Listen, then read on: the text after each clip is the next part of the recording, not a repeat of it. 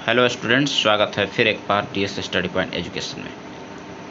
आइए हम लोग अध्ययन करते हैं विज्ञान का क्लास 10th ऑब्जेक्टिव प्रश्न जो 2023 हेतु इम्पोर्टेंट्स है, टारगेट का है आपका मॉडल पेपर 1 का। तो आइए शुरू करते हैं। क्वेश्चन नंबर 1 जो आपका दिया है, देखिए प्रकाशिक माध्यम कितने प्रकार के होते हैं। तो प्रकाशिक माध्यम मित्रों कितने प्रकार से पूछ रहा है आपका, तो आपको बताना है। प्रकाशीय माध्यम, अगर इस प्रकाशीय माध्यम की बात किया जाए तो प्रकाशीय माध्यम 3 प्रकार के होते हैं, पारदर्शी, अपारदर्शी और अर्धपारदर्शी। जिसमें से प्रकाश थोड़ा थोड़ा जाता है और जिसमें से प्रकाश पूरा गुजर जाता है और जिसमें से प्रकाश नहीं होता। इस प्रकार 3 प्रकार के होते हैं। तो इसका राइट आंसर ऑप्शन सी होगा। तरंग दैर्घ्य का समन्वय व्यक्त किया जाता है, किसी में किया जाता है मित्रों, तो डी एंगस्ट्रम व्यक्त किया जाता है। याद रखिएगा, एक एंगस्ट्रम में कितना होता है मित्रों, एक एंगस्ट्रम में कितना होता है याद रखिएगा। तो एक एंगस्ट्रम में 10⁻10 मीटर होता है। एक एंगस्ट्रम में 10⁻10 मीटर होता है, याद रखिएगा। एक एंगस्ट्रम में 10⁻10 मीटर होता है, ठीक ना। एक एंगस्ट्रम में 10⁻10 मीटर होता है। तो ये इसका राइट आंसर डी हो गया, यानी कि एक एंगस्ट्रम में 10⁻10 मीटर होता है, याद रखिएगा। एक एंगस्ट्रम में 10⁻10 मीटर होता है। क्वेश्चन नंबर 3, एक यूनिट विद्युत ऊर्जा का मान कितना होता है। तो देखिए ऑप्शन में, इसमें ऑप्शन डी इसका सही होगा। 3/6 जूल होता है। क्वेश्चन नंबर 4, खिलौने में किस सेल का उपयोग होता है। तो मित्रों खिलौने में जो है सूखा सेल का प्रयोग होता है। क्वेश्चन नंबर 5, सभी जीव जंतुओं के लिए ऊर्जा का अंतिम स्रोत क्या होता है। सभी लोग जानते हैं, सूर्याय नमः, सूर्य देवता सभी जीवों के लिए अंतिम ऊर्जा स्रोत है। क्वेश्चन नंबर 6, लेंस की फोकस दूरी वक्रता त्रिज्या में क्या संबंध होता है। तो याद रखिएगा, लेंस की फोकस दूरी जो है मित्रों वक्रता त्रिज्या की आधी होती है, यानी क्वेश्चन नंबर बी इसका जो है राइट आंसर होगा। बी ऑप्शन इसका राइट आंसर होगा, ठीक है। क्वेश्चन नंबर 7, निम्न में से किस माध्यम का अपवर्तनांक अधिक होता है। तो याद रखिएगा मित्रों, हीरा का जो है अपवर्तनांक सबसे अधिक होता है। अपवर्तनांक जितना ही अधिक होगा उस पर प्रकाश उतना ही कम चाल से चलेगा। अपवर्तनांक जितना ही कम उस पर प्रकाश का वेग उतना ही अधिक होता है।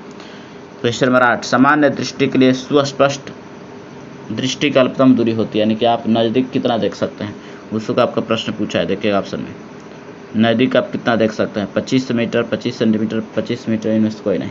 सभी लोग जानते हैं जो 25 जो है सेंटीमीटर नज़दीक जो है आपका देखा जा सकता है, ठीक ना। तो इसका राइट आंसर मित्र हो जाएगा 25 सेंटीमीटर, इसका राइट आंसर हो जाएगा। याद रखिएगा 25 सेंटीमीटर इसका राइट आंसर हो जाएगा, ठीक। देखिए, श्वेत प्रकाश में कौन सा रंग किसी प्रिज्म से गुजरने के पश्चात सबसे कम झुकता है। याद रखिएगा, श्वेत प्रकाश में कौन सा रंग किसी प्रिज्म से गुजरने पर सबसे कम झुकता है। तो इसका राइट आंसर का मित्र हो जाएगा लाल रंग का मित्रों, यानी कि लाल रंग का तरंगदैर्घ्य सबसे कम होता है, इसलिए यानी कि कम झुकता है, ठीक ना। तो इसका याद रखिएगा मित्रों, लाल रंग का क्या होगा। तो इसका राइट आंसर होगा लाल रंग, ऑप्शन सी। सबसे ज़्यादा कौन झुकता है, तो बैंगनी रंग। सबसे ज़्यादा कौन झुकता है, तो बैंगनी रंग। सबसे कम झुकता है लाल। सबसे मध्य कौन झुकता है, नीला। याद रखिएगा, सबसे कम झुकता है नीला, ठीक ना। अब देखिए क्वेश्चन नंबर 10, निकट दृष्टि को किस लेंस के उपयोग द्वारा संशोधित किया जा सकता है। मित्रों निकट दृष्टि दोष करते हैं, निकट की वस्तु स्पष्ट दिखाई देती है जबकि दूर की वस्तु स्पष्ट नहीं दिखाई, इसे निकट दृष्टि दोष कहा जाता है। इस दोष को दूर करने के लिए चश्मे में प्रायः जो है अवतल लेंस का उपयोग किया जाता है। याद रखिएगा, चश्मे में प्रायः किस लेंस का प्रयोग किया जाता है, तो अवतल लेंस का प्रयोग किया जाता है। याद रखिएगा, चश्मे में प्रायः किस लेंस का प्रयोग होता है, तो अवतल लेंस का प्रयोग होता है। तो इसका राइट आंसर ऑप्शन ए हो जाएगा। क्वेश्चन नंबर 11, वैद्युत प्रतिरोधकता निर्भर करता है।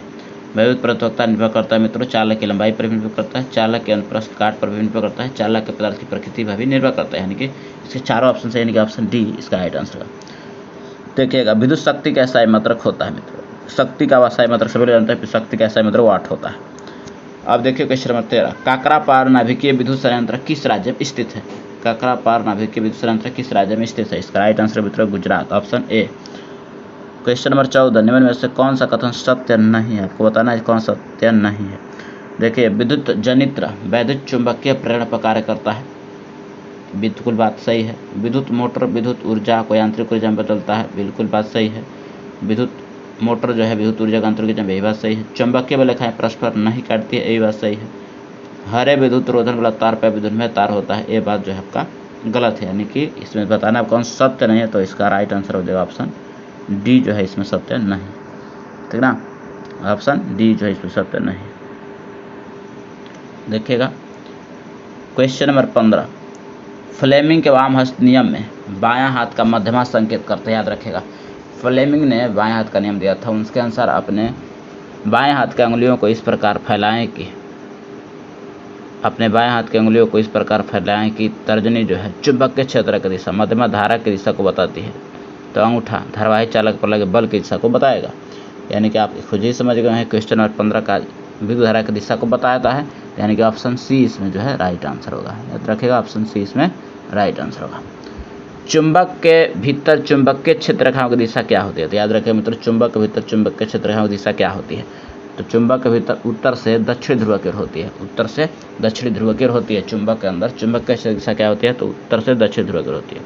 क्वेश्चन नंबर 17, नाभिकीय ऊर्जा का स्रोत में कौन सा है, नाभिकीय ऊर्जा का स्रोत कौन सा है मित्रों, जो नाभिक में उत्पन्न होता है, नाभिक को ब्लास्ट करने में उत्पन्न होता है, यूरेनियम जो है नाभिकीय ऊर्जा का प्रमुख स्रोत है। यूरेनियम होता है, थोरियम होता है मित्रों, याद रखेगा। तो इसमें यूरेनियम ऑप्शन में है, तो आपका राइट आंसर ऑप्शन ए हो जाएगा। क्वेश्चन नंबर 18, जिप्सम का रासायनिक सूत्र क्या होता है मित्रों, याद रखेगा जिप्सम से जो है प्लास्टर ऑफ पेरिस का निर्माण किया जाता है। जिप्सम का रासायनिक सूत्र जो है CaSO4 होता है, CaSO4 होता है, तो इसका राइट आंसर ऑप्शन बी हो जाएगा, याद रखेगा। क्वेश्चन नंबर 19, क्लोरीन की परमाणु संख्या होती है मित्रों, याद रखें क्लोरीन कितने नंबर पर आता है, आपका पूछ रहा है। क्वेश्चन 19 क्लोरीन कितने नंबर पर आता है, याद रखें क्लोरीन 17 नंबर पर आता है, यानी कि ऑप्शन डी इसका राइट आंसर होगा। समानतः एथेनॉल को क्या कहा जाता है मित्रों, तो फंक्शनल ग्रुप OH को एल्कोहल कहा जाता है, यानी कि एथेनॉल कहा जाता है। एथेनॉल उसी ग्रुप का है, एल्कोहल ग्रुप का यानी कि OH ग्रुप मित्रों, याद रखेगा OH ग्रुप जिसमें लगा होगा वो आपका एल्कोहल होगा। क्वेश्चन नंबर 21, कली चूना का रासायनिक अणु सूत्र होता है मित्रों, याद रखें कली चूना का रासायनिक सूत्र क्या होता है, तो कली चूना को मित्रों CaO कहा जाता है, कैल्शियम ऑक्साइड को कली चूना भी कहा जाता है, क्वेश्चन नंबर 22,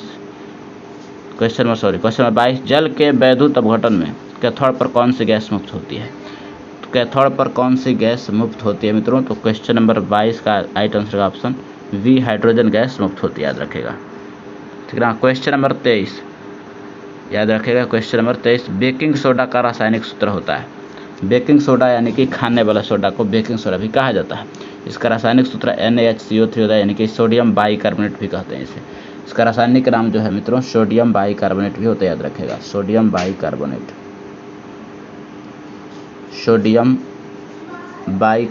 भी होता है, सोडियम बाइकार्बोनेट भी कहते हैं। इसका रासायनिक सूत्र सोडियम बाइकार्बोनेट NaHCO3 भी कहा जाता है, याद रखेगा इसको NaHCO3 भी कहा जाता है, ठीक। क्वेश्चन नंबर 24, कौन सा पदार्थ नीले लिटमस पत्र को लाल कर देता है, याद मित्रों, याद रखेगा नीले लिटमस पत्र को लाल कर देता है, सभी लोग जानते हैं नीले लिटमस पत्र को, अम्ल जो है नीले लिटमस पत्र को लाल कर देता है, राइट आंसर ऑप्शन ए होगा। जबकि क्षार जो है लाल लिटमस पत्र को नीला कर देता है, याद रखेगा। अम्ल जो है नीले लिटमस पत्र को लाल कर देता है, याद रखेगा नीले को क्या कर देता है मित्रों, नीले को जो है वह लाल कर देता है, कौन, अम्ल। जबकि क्षार जो है क्या करता है, लाल को नीला करता है, क्या करता है, लाल को नीले कर देता है, याद रखेगा लाल को क्या कर देता है, नीला कर देता है, ठीक ना। Question number 25, milk of magnesium का pH मान क्या होता है मित्रों, याद रखेगा जब पेट दर्द होता है तो मिल्क ऑफ मैग्नीशियम जो है डॉक्टर रिकमेंड करते हैं, यानी कि आपका पेट अम्लीय हो जाता है तो उसको ठीक करने के लिए क्षारीय उपयोग होता है, तो मिल्क ऑफ मैग्नीशियम का जो है pH मान 10.5 होता है, याद रखेगा 10.5 होता है। नेक्स्ट, निम्न में से कौन सा अधातु चमकीला होता है, तो याद रखेगा मित्रों निम्न में से कौन सा अधातु चमकीला होता है, तो आयोडीन जो है अधातु है, ये चमकीला होता है। निम्न में से कौन सा धातु अत्यधिक अभिक्रियाशील है, तो मित्र याद रखेगा सबसे ज़्यादा अभिक्रियाशील धातु जो है पोटेशियम होता है, इसके बाद सोडियम होता है, इसके बाद जो है कैल्शियम होता है, उसके बाद मैग्नीशियम होता है। सक्रियता श्रेणी के अनुसार सबसे ज़्यादा सक्रिय तत्व जो है अभिक्रियाशील तत्व जो है आपका क्या होता है, पोटेशियम होता है, याद रखेगा सबसे ज़्यादा पोटेशियम होता है, उसके बाद होता है सोडियम, उसके बाद होता है मैग्नीशियम, उसके बाद कैल्शियम। तो इसमें राइट आंसर क्या मित्रों क्या होगा, सोडियम। पोटेशियम अगर देता तो राइट आंसर होता है, याद रखेगा अगर के देता पोटेशियम तो वो राइट आंसर होता, ठीक ना। लेकिन सोडियम दिया है दूसरे नंबर का, तो सोडियम आपका ऑप्शन है तो सही है। क्वेश्चन नंबर 28, ऑक्सीजन परमाणु के बाहरी कक्षा में इलेक्ट्रॉनों की संख्या कितनी होती है, याद रखेगा। ऑक्सीजन जो परमाणु होता है 8 नंबर पे आता है, याद रखेगा ऑक्सीजन। इसके बाहरी कोष का पूछ रहा है आपका, तो याद रखेगा ऑक्सीजन के बाहरी कोष में कितना होता है। सब पहले भरने का कोशिश कीजिए, 2 होता है 1 और 6, तो इसके बाहरी कोष में कितने इलेक्ट्रॉन होते हैं 6, तो इसका राइट ऑप्शन बी जो है हो जाएगा, यानी कि इसके बाहरी कोष में 6 इलेक्ट्रॉन होते हैं, याद रखेगा। ब्यूटेनॉन एक कार्बन यौगिक है जिसका प्रक्रियात्मक समूह क्या होता है, याद रखेगा। तो ब्यूटेनॉन लिखा है, यानी कि इसका जो है मित्रों CO, इसको कीटोन हम कहते हैं, ठीक ना, इसी को जो है कीटोन हम कहते हैं, इसी का सदस्य है ब्यूटेनॉन। तो ऑप्शन सी राइट आंसर हो जाएगा। नाइट्रोजन के 2 परमाणुओं के बीच कितने आबंध होते हैं मित्रों, तो नाइट्रोजन याद रखेगा 7 नंबर पे आता है नाइट्रोजन। इसका जब इलेक्ट्रॉनिक विन्यास लिखते हैं तो 2 और 5 होता है। अब इसमें 2 नाइट्रोजन आप ले लीजिए, यहाँ पर अष्टक पूरा करना है तो 1 2 3 1 2 3, इसके पास 5 5 है, देखिए 5 हो गया इस बार, ठीक है ना, इसके पास भी 5 हो गया, इसके पास भी 5 हो गया, तो इसको 8 चाहिए। देखिए आपको ये भी रिसीव करेगा 1 और यहाँ से आपको रिसीव करेगा 1, ठीक ना। तो कितने बॉन्ड बना रहे, 1 बॉन्ड 2 बॉन्ड 3 बॉन्ड, यानी कि त्रिबंध होगा, तो ऑप्शन इसका सी राइट आंसर हो जाएगा मित्रों, याद रखेगा। क्वेश्चन नंबर 31, एल्कीन का सामान्य सूत्र होता है मित्रों, याद रखेगा। एल्कीन का सामान्य सूत्र होता है, ठीक ना, तो याद रखेगा मित्रों एल्कीन का सामान्य सूत्र CN H2N होता है, याद रखेगा। इसमें 3 प्रकार की चीज़ें आती है। एक होता है मित्रों एल्केन, तो एल्केन जब आपको पूछे तो याद रखेगा इसका सामान्य सूत्र होता है CnH2n +2 होता है एल्केन का, ठीक ना। अब यही आपका एल्कीन पूछता, अगर आपका पूछ रहा है एल्कीन का सामान्य सूत्र क्या होगा, जब भी पूछा है तो इसका मित्रों याद रखेगा CnH2n होता है, CnH2n होता है। यही आपका पूछता है एल्काइन, तो मित्रों याद रखेगा यही आपका एल्काइन अगर पूछता तो इसका सामान्य सूत्र होता है CnH2n-2, एल्काइन का सामान्य सूत्र होता है, याद रखेगा मित्रों। एल्काइन का सामान्य CH2n-2 होता है। तो यह कुछ एल्कीन का सामान्य सूत्र CnH2n, ऑप्शन बी इसका राइट आंसर होगा। अगर एल्केन का पूछता CnH2n+2 होता है, एल्कीन का CnH2n होता, एल्काइन का CnH2n-2 होता। अब पूछ रहा है आधुनिक आवर्त सारणी में आवर्तों की संख्या कितनी है, तो आधुनिक आवर्त सारणी मित्रों 7 आवर्त हैं। 36 कतारों को जो है आवर्त कहता है, 14 अगर कतारों को वर्ग कहते हैं। तो आधुनिक आवर्त सारणी में 7 कतार 18 जो है वर्ग हैं, याद रखेगा। क्वेश्चन नंबर 32, अब चलिए क्वेश्चन नंबर 33 की तरफ, ठीक है। Question number 33,